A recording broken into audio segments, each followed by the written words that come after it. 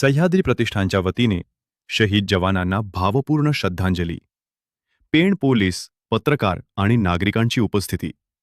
सह्याद्री प्रतिष्ठान पेण व महात्मा गांधी वाचनालय यांच्या वतीने पुलवामा येथे 14 फेब्रुवारी रोजी झालेल्या भ्याड हल्ल्यात शहीद झालेल्या जवानांना भावपूर्ण श्रद्धांजली वाहण्यात आली. सदर कार्यक्रम पेण महात्मा गांधी वाचनालय येथे घेण्यात आला. यावेळी सह्याद्री प्रतिष्ठान पेण कमिटी, पेण पोलीस, पेण पत्रकार आणि समस्त पेणकर नागरिक उपस्थित होते. भारतीय जवान आपल्या कर्तव्यावर असताना 40 सीआरपीएफ जवानांना आपले प्राण गमवावे लागले. ही घटना 2019 मध्ये घडली होती. म्हणून 14 फेब्रुवारी हा दिवस संपूर्ण भारतात काळा दिवस म्हणून मानला जातो. याच पार्श्वभूमीवर सह्याद्री प्रतिष्ठानतर्फे दरवर्षी या कार्यक्रमाचे आयोजन केले जाते. यावेळी नागरिकांनी उपस्थित राहून जवानांना श्रद्धांजली वाहिली.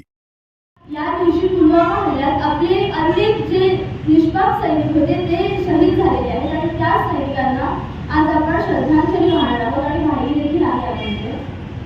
मी इतकेच म्हणेन की प्रत्येक सैनिकांच्या मनात एकच असतं ध्येय, एकच असतं उद्दिष्ट, ते म्हणजे हम जिएंगे तो इस भारत के लिए और मरेंगे तो भी इस भारत के लिए और मरने के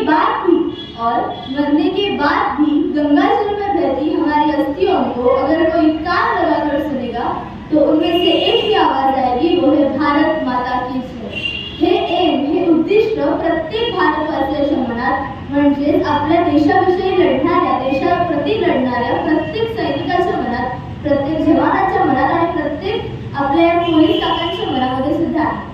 आणि याचप्रमाणे इथे जमलेले अनेक थोर आपल्या म्हणजे भूमीसाठी प्रयत्न करणारे आणि आपल्या भूमीला एकत्र करणारे आणि त्यांचं रक्षण करणाऱ्या जवानांना माझा मनापासून सलाम आहे.